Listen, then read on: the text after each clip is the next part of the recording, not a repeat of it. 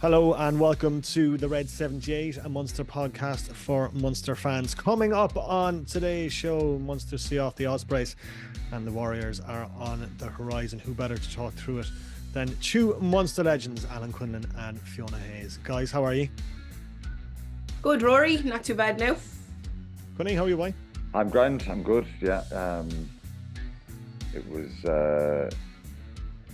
an important win at the weekend. I think lots of debate about the atmosphere and the intensity and all that kind of stuff. But I did the commentary for it, so it was the 10th win in a row, and that's the most important thing, getting through the quarter final and looking forward to the weekend. But a couple of weeks left, 2 big weekends, hopefully. See what happens. Glasgow will be very dangerous on Saturday night for sure. Yeah, looking forward to that game on Saturday night in Thomond Park and what should be an absolute cracker. We'll get into that in a little bit on the Red 78. First, though, a few comments reaching us, Fiona, on the show, and people aren't too happy with the way Munster played and maybe saying that they weren't at their best last Friday night. Yeah, I think that was the majority of comments that came in. So thanks everyone for contributing. And obviously we'll read out as many as we can, but definitely that was the tone. Had O'Connell playing poorly of late, but getting the results, a sign of champions. I don't care how we play for the next couple of weeks, as long as we win. And we can worry about the performance later. A big rivalry against Glasgow to come. It'll be a hell of a battle, all about physicality. Jared Dundon has, if Stormers had a kicker, it could have been a different story. Glasgow hate Munster more than any other team in the league. We need our A game and to be much better making carries from the breakdown to get the team moving and running onto the ball. It'll be very feisty and home advantage is huge. Dahi said, take your points, win the game. That was job done. Same again Saturday, please, in front of hopefully a sold-out Thomond Park. Glasgow will be incredibly tough, so we'll need the best support possible to lift the team.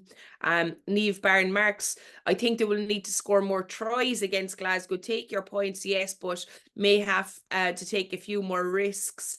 Brian Fitzgerald, get out of the Glasgow game with a win and no injuries, and hopefully they will have form. And I suppose last one, Patrick Hogan says, we played a very intelligent game last weekend, took our points, once happy to be ahead. We made the changes to rest some players and play the game in the right areas. Glasgow will be tougher than I expect Munster, but I expect Munster to up their game too. Looking forward to another great night in Thomond Park. Yeah, plenty to dig through there. Quinny, was it a case that Munster were subpar, or was it just a case of getting the job done?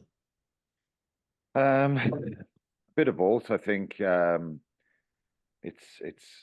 It's tricky when you're in that situation. You're expected to win by a lot. You've been on a good run. Maybe a little bit of, we spoke about a little bit of mental fatigue, physical fatigue. I know they've had breaks throughout this run. It's 10 wins in a row. We're not kind of the previous 9 were in the league, and 8 of them were bonus point wins. So this one was a little bit different mentally. I think Friday night isn't the best night for games in Thomond Park. That's well renowned. Back to even when I was playing, it's difficult for people from Kerry, Cork, Waterford, Clare, to get into the city for a Friday evening with people working and all that kind of stuff. And if you're, I'm sure plenty of people did get in their cars and travel, but it kind of hampers the crowd numbers a little bit, with traffic and work and all that kind of stuff. And then there's an expectation that they'll get through, and some people maybe, played in a little bit to the atmosphere as well. That's that expectation. And it was a little bit flat, the atmosphere, to be honest. And I thought Munster started the game really well, and exactly what you want to do. Zebo's try early on, superb. I know they conceded one from Keelan Giles, which was a speculative kick over the defensive line. It bounced brilliantly. Switch play from Morgan Morris and Giles, or a pass from Morgan Morris. Owen Watkins switched it with him, and they got a brilliant try. They're back in the game. They get a little bit of confidence from that. I thought Munster played really well for the first 20, 25 minutes, and they had that bit of zip, and and they were getting lots of space and in the wider channels as well, and winning collisions. I thought their breakdown was really good, given, you know, you've Justin Tipperick and Jack Morgan in the back row who are excellent poachers of the ball. So a lot of good stuff early on, and I think, you know, when you're a player out in the field like that, and it's just there's something a little bit missing, and it's really difficult how you know, the emotional pitch and the desperation sometimes that you need. It's just missing a little bit, that energy and stuff, and it's not out of lack of effort for players or anything like that, but it's just a little bit different. So I thought the approach after half time was a sensible one. It was all about territory. You know, Munster had 63% territory in the game, which indicates they're keeping the Ospreys away from their defensive line a lot. The Ospreys had that sustained pressure just before half time where they had a number of couple of lineouts. It came probably from a bit of ill discipline from Munster at times, and they were giving away penalties. Gave the Ospreys a chance to get into that 22, and they very nearly scored. Not on a couple of occasions, but definitely once. But Munster defended really aggressively there, and they showed a lot of fight to keep the line intact. That was a really important part of it, because I kept saying in commentary, you know, Ospreys get another score, they're back in it, they're back in it. You know, Niall Scannell got that try after 17 minutes, which gave him a bit of breathing space, 14-7, then a penalty, 17-7. So the Ospreys, if they score there before half time, they're back into, they get, you know, a bit of a feel-good factor. And I think what was important is Munster never gave them that space to breathe and express themselves and hold on to the ball for too long. So it was very strange. Like, you can look at some of the stats, the tackles. I know Ospreys had more, 155, and Munster 128. But it was very stop-start. So there was a lot of 2 or 3 phases. Someone would kick it or knock on, scrum. You know, it stopped a lot. But I felt even in the balance of it afterwards that Munster, they controlled the tempo of the game really intelligently, and they didn't really have to go into 4th or 5th gear any stage. So I know they tried at times, and Ospreys defended really well in that second half. Their line speed and their player identification, getting players right across the field. Munster missed 7 tackles in the game, Ospreys 10, which is a very low count for both sides. So yeah, it was that kind of a game. It was a little bit flat, but overall, you know, you get the feeling after the game that, oh, you know, Munster need to be better. But it was just one of those games, and I played in them, where you just need to be efficient in what you're doing. You need to stay switched on and just get the job done. And at no point in the game were Munster kind of under any sort of severe pressure, bar that 5-10 minute period just before half time, which it's understandable. You're not going to go through a game without, but other than that, they never really troubled Munster. And, you know, credit to the Ospreys, they're a dangerous side and they've some very good players. But they were the ones who were kind of really hanging on and fighting for dear life. And to be fair to them, they never gave up. So they didn't make it easy. Their defensive tackles and their pressure and counter-rucking and all that stuff. Bit of a dogfight, but it is time Munster need to change gears now, and we'll talk about the Glasgow game. But I thought, look, you know, sometimes we all have this expectation, and you'd love as a player to be sitting in a dressing room after. Fiona will tell you as a coach, you'd love to get this perfect performance. I listened to Jake White's interview after the Benetton Bulls, the Bulls Benetton game, where they only won by 7 points. And it was probably a theme of the 4 quarterfinals. They were nervy, cagey affairs where teams, different mindset, because there's no bonus points on board here. It isn't about points difference, all that kind of stuff. It's about getting a result, and it does change a little bit. You have a bit of a readjustment there. And that's why Jack Crowley was kicking penalties, kicked those 2 penalties in the second half. I know he missed one as well. It was a long range one. I thought that one was a little bit far out to be going for it. But, you know, they kicked quite shrewdly and put the ball in behind the Ospreys a lot of the time. So, you know, overall, it was a job well done. But themselves as players, you know, they're sitting there afterwards, and that's what they're focusing on, the positives. Not, you know, as I said, you know, I think Jake White, the Bulls coach, described it as, you know, I'd love to, after 30 minutes, be able to have a pie and a Coke and relax and sit back a little bit. In other words, he'd love if the narrative was the Bulls had beat Benetton quite comfortably. You know, they put 60 points in them there a few weeks ago in the league game. But that wasn't the case, and it was nervy, and that can happen in knockout rugby. So there was a bit of that on Friday night, but overall, I thought it was efficient. I was really pleased with the way Munster adapted and got their scrum sorted, because remember the game at the end of March over in the Liberty Stadium, they caused Munster awful problems with the scrum. Nicky Smith and Tom Botha were destructive that night at scrum time.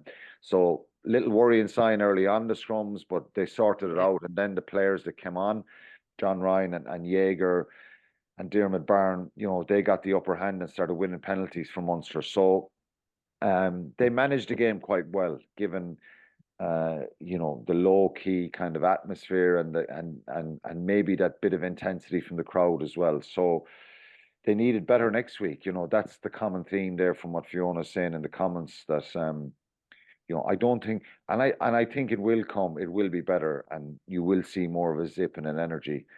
It's hard to keep it going over a long period like that. And I always talk about the emotional pitch, having players up for it, being aggressive, having an edge. You know, there's a serious rivalry between Munster and Glasgow. They've always been niggly games over the last 10 years. And, you know, this is a team that's coming that will have a point to prove. The last time they were in Thomond Park last season, I think they were 28-0 up at half time. They had 4 tries scored. Yeah. They kind of humiliated Munster at that period. Munster fought back in the second half. So they'll really fancy it. And I think the atmosphere will be different this week. Do Munster need to get better? Yes, they do. They need to probably identify space more, kick better. They lost their way with their shape on a number of occasions in the game. If Nankivell comes back in there, he's obviously a big boost because he's a creative kind of passer and he runs really good lines. So yeah, I think they'll know themselves. They need to be better this week, and hopefully they will be. But overall, it's a job well done. It's 23-7.